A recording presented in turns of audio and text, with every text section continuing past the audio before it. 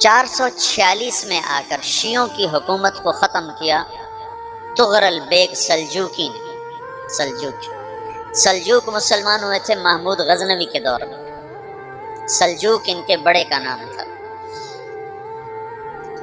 تو ایک دفعہ محمود غزنوی نے سلجوک سے پوچھا اگر مجھے تیری مدد کی ضرورت ہو تو کتنے آدمی پیش کر سکتے ہو؟ تو اس نے ایک تیر لیا، کہا یہ ایک تیر ہے میرا،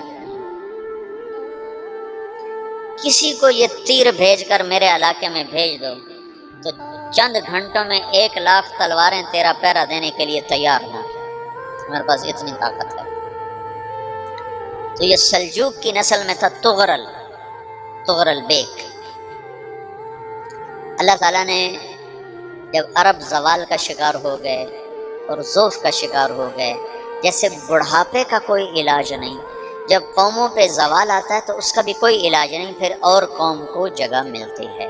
جیسے بڑھاپا ایک فرد پہ آتا ہے، ایسے بڑھاپا قوم پہ آتا ہے۔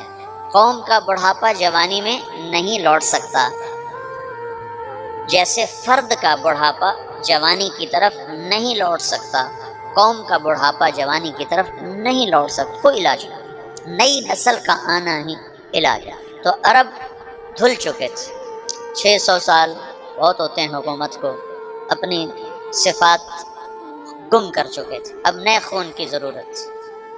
تغرل بیگ پہلا شخص تھا جس نے آ کر اہل سنت والجماعت کو استحکام بخشا، شیعوں کی حکومت کو ختم کیا، بغداد سے، شام سے، ان سارے علاقوں سے۔ صلاح الدین ایوبی نے اسماعیلی شیعہ کی حکومت کو ختم کیا، مصر میں۔ العاضد ان کا آخری خلیفہ تھا۔ صلاح الدین ایوبی نور الدین زنگی رحمۃ اللہ علیہ کا پروردہ تھا، اس کا دوست تھا، اس کے دوست بھی تھا، بچہ بھی تھا اس کے سامنے، زیادہ لکھنے پڑھنے کا شوق تھا۔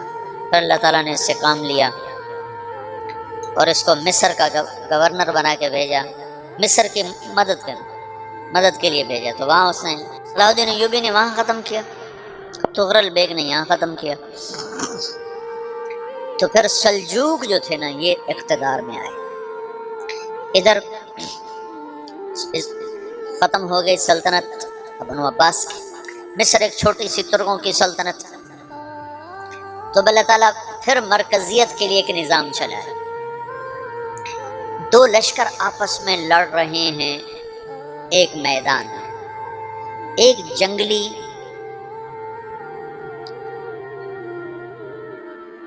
بدوؤں کا قافلہ، جنگل کے لوگ اپنے قبیلے کو لے کر، ایک جنگلی قبیلہ اپنے سردار کے ساتھ نقل مکانی کر رہا ہے ایک جگہ سے دوسری جگہ۔ اللہ کا نظام کہ یہ لوگ چلتے چلتے چلتے اس وادی میں پہنچ گئے جہاں جنگ ہو رہی ہے، دو لشکر آپس میں لڑ رہے ہیں۔ جب یہ وہاں پہنچتے ہیں تو ایک لشکر کے قدم اکھڑ رہے ہیں اور دوسرا غالب آ رہا ہے۔ ان کو نہیں پتا شکست کھانے والے کون ہیں اور فتح پانے والے کون ہیں، ان کو نہیں پتا۔ اس جنگلی قبیلے کے سردار کا نام بھی تغرل ہے، تغرل۔ تو یہ سردار کہتا ہے جو شکست کھا رہے ہیں ان کی مدد کرو، کچھ پتہ نہیں کون ہے، کہتا جو شکست کھا رہے ہیں ان کی مدد کرو۔ تو 400 وحشی جنگلیوں نے فاتح لشکر کے پیچھے حملہ کر دیا۔ وہ تو ایک کافی ہوتا تھا، 400 دوڑ جب تلواریں پڑیں تو چند لمحوں میں نقشہ بدل گیا، بھاگنے والے جم گئے اور جمنے والے بھاگ پڑے۔ جب جنگ ختم ہوئی تو شکست خوردہ لشکر کے بادشاہ نے ان کو بلایا، اسے پوچھتا ہے مجھے جانتے ہو میں کون ہوں؟ کہا نہیں۔ کہا تو تم نے میری مدد کیوں کی؟ کہا انسانی ہمدردی کی وجہ سے، تمہیں شکست ہو رہی تھی اس لیے تمہاری مدد کی۔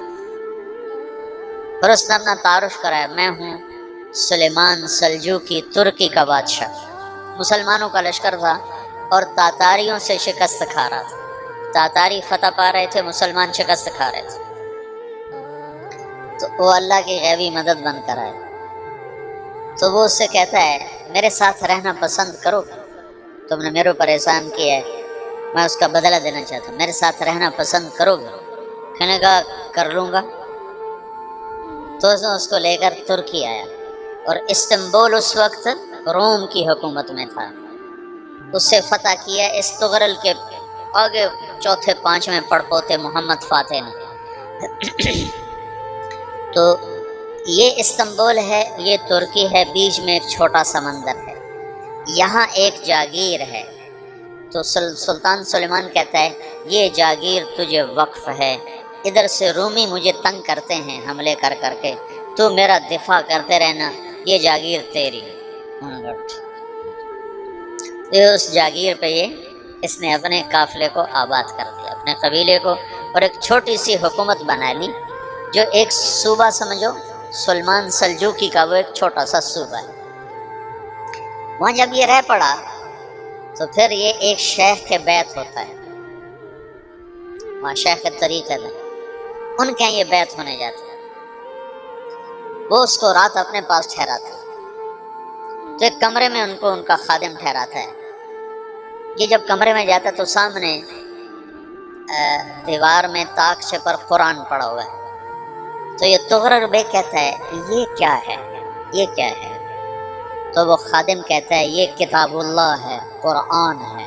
اچھا، وہ اس کو وہاں چھوڑ کے باہر چلا جاتا ہے۔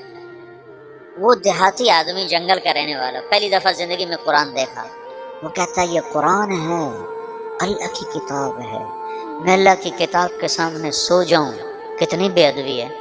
تو اس نے ایسے قرآن اٹھایا اور سر پہ رکھ لیا اور کھڑا ہو گیا، ساری رات قرآن سر پہ رکھ کے کھڑا رہا۔ رات کے پچھلے پہر اس کو خواب آیا، کھڑے کھڑے اس نے دیکھا کہ اس کی پشت سے ایک چاند نکلا اور شیخ کی بیٹی کے سینے میں جا کے اتر گیا۔ پھر اس لڑکی کے سینے سے ایک درخت نکلا جو پھیلتے پھیلتے پھیلتے 3 بر اعظم پہ چھا گیا، افریقہ پر، یورپ پر، ایشیا پر۔ پھر اس کی آنکھ کھل گئی، وہ کھڑا ہوا ہے، تو اس نے صبح یہ خواب اپنے شیخ کو سنایا، تو انہوں نے اپنی بیٹی اس کے نکاح میں دے دی۔ اس بیٹی سے ایک بچہ پیدا ہوا، تغرل بیگ نے اس کا نام رکھا عثمان، عثمانی ترک نام سنا ہوا، جو میں نے کل بتایا تھا کہ 1924 میں وہ خلافت ختم ہوئی۔ تو ایک بیٹا پیدا ہوا عثمان۔ عثمان نے پھر ایک نئی اسلامی حکومت کی بنیاد رکھی جو 1924 تک چلتی رہی، کوئی 800 سال یہ حکومت چلی۔ تو حکومت کا شرازہ بکھرا، لیکن پھر جڑ جاتا تھا، پر وہ کرنے اول والا جوڑ کبھی نہ پیدا ہوا، ٹکڑے بن گئے۔ ان ٹکڑوں میں اللہ لوگ پیدا کرتا رہا جو دعوت دیتے رہے، دعوت زندہ رہی۔ جو تربیت کا نظام تصوف کے ساتھ تھا، اب وہ تبلیغ کے ساتھ۔